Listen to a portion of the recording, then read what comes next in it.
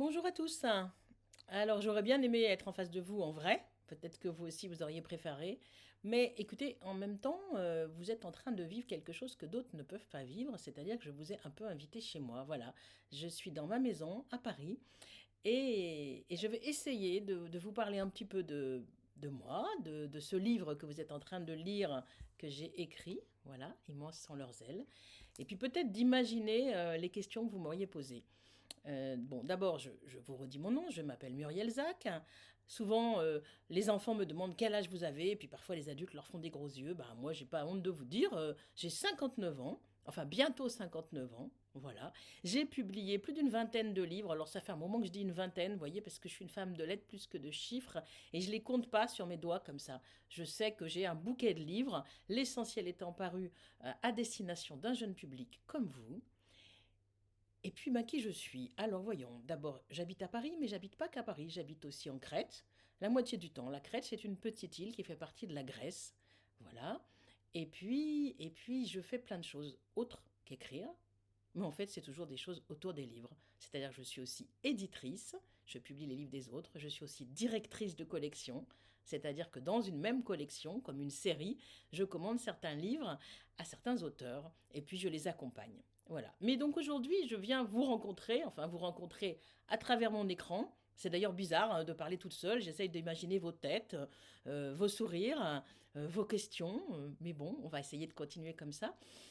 Donc là, je viens vous rencontrer à propos d'un livre qui s'appelle effectivement Immenses sont leurs ailes et dont je vais d'abord commencer par vous raconter l'histoire. Alors, il y a deux auteurs, ou plutôt deux autrices pour ce livre. Il y a moi, et puis il y a Nathalie Novi.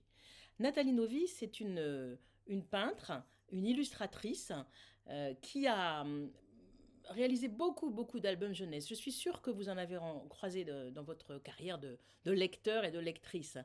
Mais elle fait aussi elle se définit comme peintre littéraire et elle illustre aussi des grands romans de la littérature classique avec ses merveilleuses peintures. Nathalie, elle a beaucoup de points communs avec moi sur le rapport au monde, c'est-à-dire sur cette implication. On se sent concerné, elle comme moi, par ce qui arrive aux autres autour de nous, et particulièrement aux enfants, et particulièrement aux enfants du monde. Alors il y a maintenant plus de 10 ans, oui, plus de 10 ans, une guerre terrible et complètement injuste a éclaté en Syrie. Alors c'est peut-être un pays que vous connaissez mal ou peu, vous avez sûrement beaucoup plus entendu parler à votre âge de l'Ukraine, qui est plus près de chez nous géographiquement. Et les enfants d'Ukraine, eux aussi, se sont trouvés confrontés à une guerre terrible et injuste qui leur a qui leur est tombée dessus, on va dire comme ça, sans qu'ils aient vraiment rien demandé à personne, ni eux ni leur famille. Eh bien voilà, en Syrie, c'est ce qui s'est passé. Une guerre abominable. La Syrie est dirigée par un dictateur, quelqu'un, un fou, on va appeler ça comme ça, sauf que ça fait des années qu'il impose son pouvoir dans ce pays. Et il y a eu une révolution pacifique pour essayer d'amener ce qu'on appelle la démocratie dans ce pays.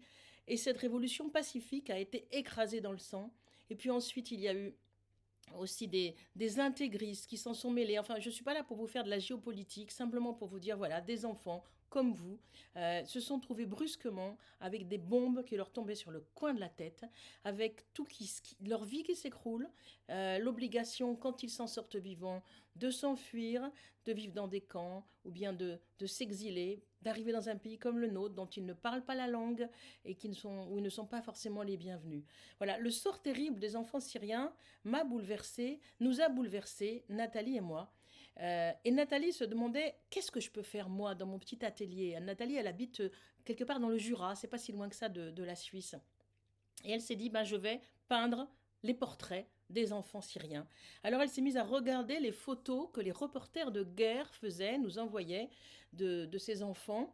Et puis elle a peint ces enfants comme elle pouvait, parce que c'était sa manière à elle d'agir pour dire, je ne t'oublie pas. Elle écrivait en bas de ses dessins, enfants de Syrie, enfants de nos guerres, je ne t'oublie pas. Et puis bah, ces dessins, elle les envoyait un peu comme ça, non pas dans la nature, mais qu'est-ce qu'on a comme moyen de communication aujourd'hui? Les réseaux sociaux, elle les mettait sur Facebook, sur Instagram, vous connaissez. Moi, je les ai vus. Nathalie, je la connais depuis longtemps. Je l'ai publiée comme éditrice, je l'ai publiée dans différents ouvrages. Et puis c'est une amie, tout simplement.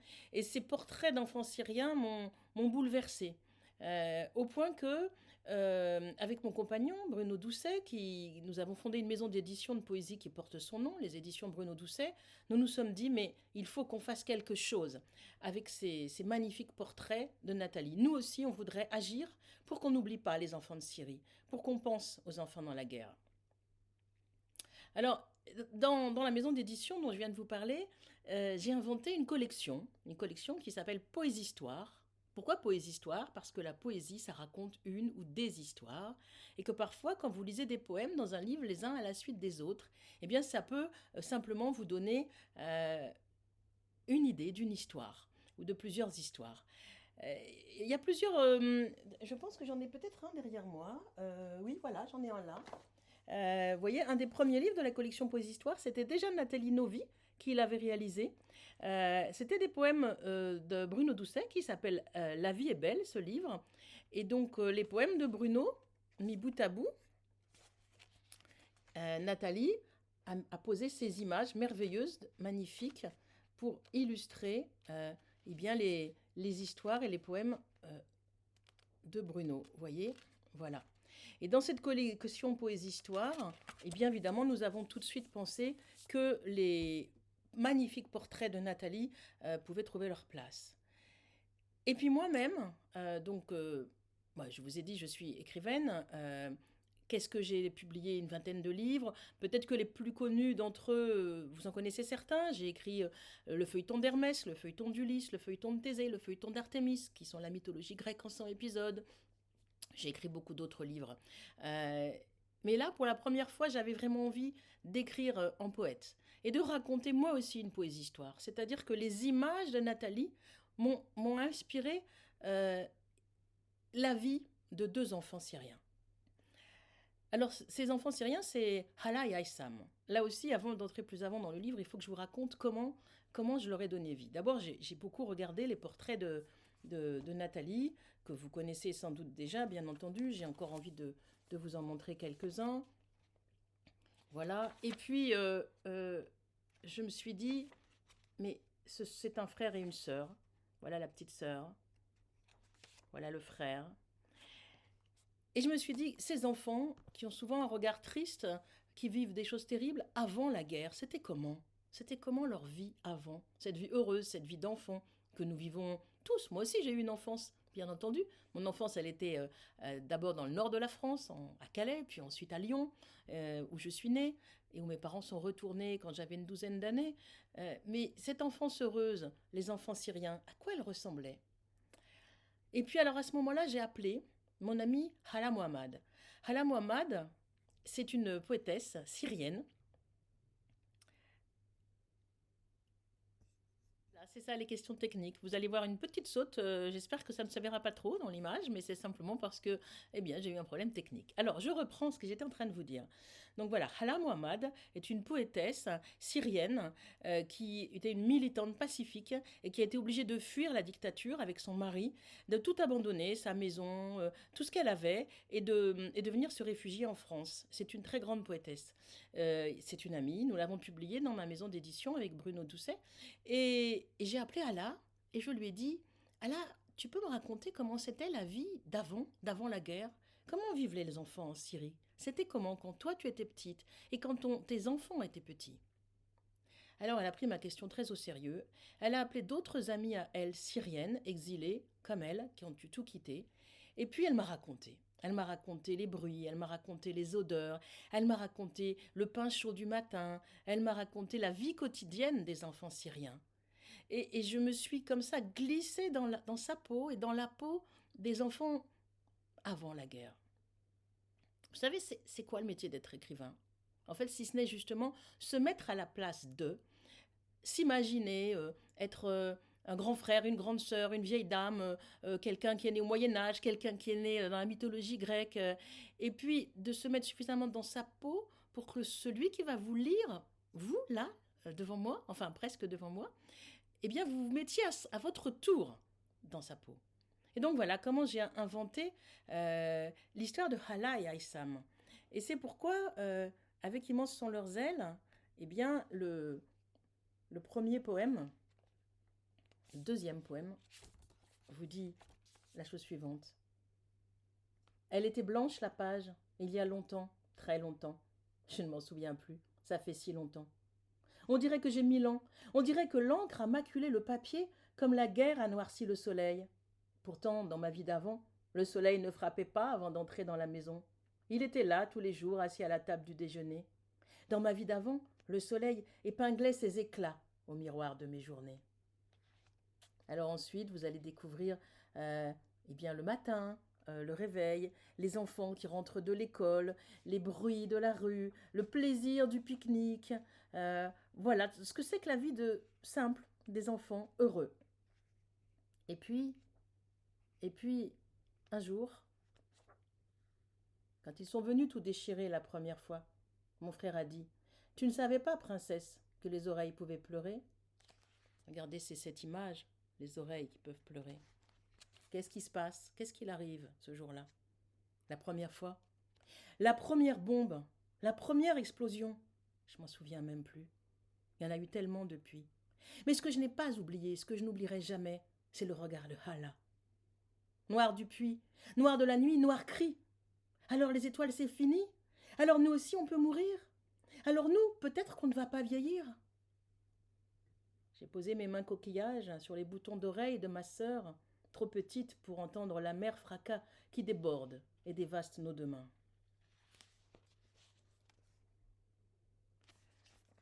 Alors oui, les enfants de Syrie, comme tous les enfants qui sont dans les guerres, sont des victimes. Mais cette injustice-là, ils ne la comprennent pas. Mais pourquoi devrions-nous la comprendre? L'école a fermé, l'école a explosé, ils ne peuvent plus rien trouver à manger, ils ne jouent plus dans la cour de récré, il n'y a plus de récré, il n'y a plus de télé, il n'y a plus d'électricité, il n'y a plus de frigo, donc il n'y a plus de glace, il n'y a plus de... il n'y a plus rien en fait. Et puis un jour, il faut partir. C'est aussi ça que j'ai voulu raconter. Et je vous fais confiance, vous, pour sentir avec votre sensibilité d'enfant ce que ça a d'injuste, ce que ça a de révoltant, et pourquoi on ne peut pas accepter ça. Alors qu'est-ce qu'on a pour nous sauver? On a l'écriture, on a les mots, parce que les mots, c'est l'arme la plus puissante, la seule contre tout ce qui est barbarie, contre les dictatures, contre les guerres, et contre tout ce qui déchire et déchiquette l'enfance et le monde. Alors mon héroïne, Hala, elle écrit. Moi aussi, je dois écrire. Pour ne rien oublier. On ne sait pas quand on va rentrer, si on va rentrer. On ne sait pas ce qu'on va retrouver. Et elle liste tout. Elle liste tout ce qu'elle a aimé, tout ce qu'elle aime dans sa vie. Il y a ce qu'elle va pouvoir emmener. Son pull vert rouge tout doux, tricoté par maman. Son mouchoir, à la fleur d'oranger. Mais il y a tout ce qu'elle veut garder dans sa mémoire et dans son cœur. Comme les figues en train de sécher, le volet vert qui claque, les sachets de lavande sous l'oreiller. Vous savez, cet exercice-là, même vous, vous pourriez l'imaginer. Moi, je le fais dans ma tête. Je prends un crayon. Je me dis, si moi, demain, on me dit, tu dois tout partir, tu dois tout laisser, tu pars, qu'est-ce que j'emmène? Qu'est-ce que je liste dans ma tête? De quoi je veux me souvenir? Des choses importantes autour de moi, les couleurs, les odeurs. Essayez à votre tour de tout lister. Vous verrez à quel point les mots nous sauvent. Et aussi quand on perd quelqu'un de proche. Comment les mots nous permettent de nous en souvenir, de garder en nous précieusement la mémoire des gens, la mémoire des lieux et la mémoire des moments heureux. Mais mon héroïne, elle part et la porte, est-ce qu'elle sera fermée? Sans doute, mais tu emportes la clé. Alors elle prend la mer, elle et son frère Haïsam. Ils prennent la mer tous les deux et ils se trouvent comme des milliers de migrants sur des bateaux en Méditerranée, ballottés dans la tempête. Le bateau cachalot mugissait dans les vagues, sautait, se cabrait, retombait, des creux, des bosses, des creux, des bosses. Plus un mot, plus un geste. On osait à peine respirer. Et oui, là aussi, on a été tellement bouleversés, Nathalie et moi, par, mais vous aussi, mais tous, mais vos parents, par ce drame de la Méditerranée, ce drame des migrants, cette injustice de ces enfants et de ces adultes qui perdent la vie pour sauver leur vie, justement. Pourquoi c'est si injuste? Un jour, tu es chassé de chez toi. Un jour, tu dois partir. Tu ne sais pas pourquoi, tu ne sais pas par qui, tu n'as pas compris. Maintenant, tu dois vivre à voix basse, sur la pointe des pieds, pour ne pas déranger. Et oui, sur la pointe des pieds, parce qu'il y a encore des gens qui ne veulent pas ouvrir la porte aux migrants, qui ne comprennent pas ce que le mot hospitalité, ce que le mot humanité, ce que le mot fraternité veut dire, ce que le mot solidarité, bien entendu, veut dire. Alors les enfants, ils arrivent dans un pays où ils ne comprennent pas un mot, où on ne comprend pas ce qu'ils disent, où c'est tellement difficile de s'intégrer. Mais je n'ai pas voulu écrire un livre triste. C'est un livre plein d'espoir, c'est un livre qui dit que quand on tend la main, quand on est là pour les accueillir, la main, il l'attrape. Et c'est cette victoire-là de la fraternité que j'ai voulu raconter. Alors ils attrapent ce bout de fil rouge que vous avez sans doute repéré si vous regardez bien dans les images de Nathalie, puisque toutes les images, il y a ce fil rouge de notre solidarité, ce fil rouge à ne pas dépasser qu'elle a mis dans les images. Et le soleil leur a dit, n'ayez plus peur de rien, partout où je brille, vous serez bien. Parce qu'un enfant, ça doit jouer. Parce qu'un enfant, ça doit rêver. Parce qu'un enfant peut s'envoler. Parce qu'un enfant doit être aimé, c'est sourire, c'est respirer, c'est fleurir, c'est liberté. Les as-tu vus voler dans le ciel? Immenses sont leurs ailes, et rouge et or est leur soleil. Bienvenue. Non, tiens fort le fil où ils se poseront. Bienvenue, bienvenue, enfants migrateurs. Libres seront, libres avec toi, en vol de vie, en vol de joie. Alors vous savez ce qu'on va tous faire, là, vous, là-bas, et moi, ici, ensemble. On attrape ce fil rouge, voilà, vous le tenez bien serré. Et on le hisse haut, haut, là-haut dans le ciel, regardez. Et regardez les enfants migrateurs se poser sur le fil. Vous les voyez, les enfants migrateurs? Et là, vous refermez en même temps que moi, tout doucement vos mains, comme ça. Et on fait un nid pour bien les accueillir. Bienvenue, enfants migrateurs. C'est ce que je voulu faire avec ce livre. C'est ce que Nathalie a voulu faire avec ces images. Et c'est pour ça que je suis extrêmement heureuse de partager ce texte avec vous. Extrêmement heureuse qu'il ait été sélectionné pour ce prestigieux prix Janusz Korczak. Janusz Korczak, cet homme, ce grand homme que j'admire tellement depuis toujours et qui est vraiment celui qui est le premier peut-être a su respecter les enfants, dire que vous aviez des droits, que les enfants ont des droits, et certainement pas celui de se faire écraser leur vie par les bombes, par la guerre. Nous devons tous être aux côtés des enfants de nos guerres. Voilà. Alors peut-être vous allez me trouver très bavarde, et moi je me trouve extrêmement seule là devant mon écran, à essayer de vous dire un peu qui je suis, de vous dire un peu ce que j'aime. Vous avez compris que je crois en beaucoup de choses dans la vie. Je crois aussi à la force de l'écriture. Je crois que écrire, c'est se battre, et que lire, c'est aussi une manière de résister contre l'oppression et de tenir une main fraternelle avec tous ceux qui en ont besoin. Voilà, tous ceux qui en ont besoin et peut-être bien d'autres encore. Euh, J'espère vous avoir ouvert un petit pan de mon cœur, un petit pan de ma maison. J'espère que vous allez aimer mes enfants syriens, nos enfants syriens. Ne pas les oublier surtout. Vous savez, là récemment, peut-être vous allez encore trouver que je vous parle de choses tristes. Il y a eu un terrible tremblement de terre. Peut-être vous avez vu les images à la télévision.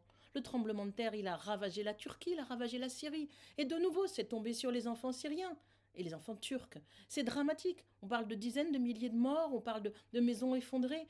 Et moi, je dis, mais à un moment donné, peut-être que moi, là, je ne peux rien faire. Moi, ici à Paris, moi, ici en Crète, vous, là-bas en Suisse. Mais si, bien sûr que si, on peut faire quelque chose. On peut faire quelque chose parce qu'on ne les oublie pas, avec nos mots, avec nos images, parce qu'on pense à eux et parce qu'on se dit plus jamais ça. Voilà. Mais je vous souhaite une bonne journée et je vous dis à bientôt peut-être. Au revoir.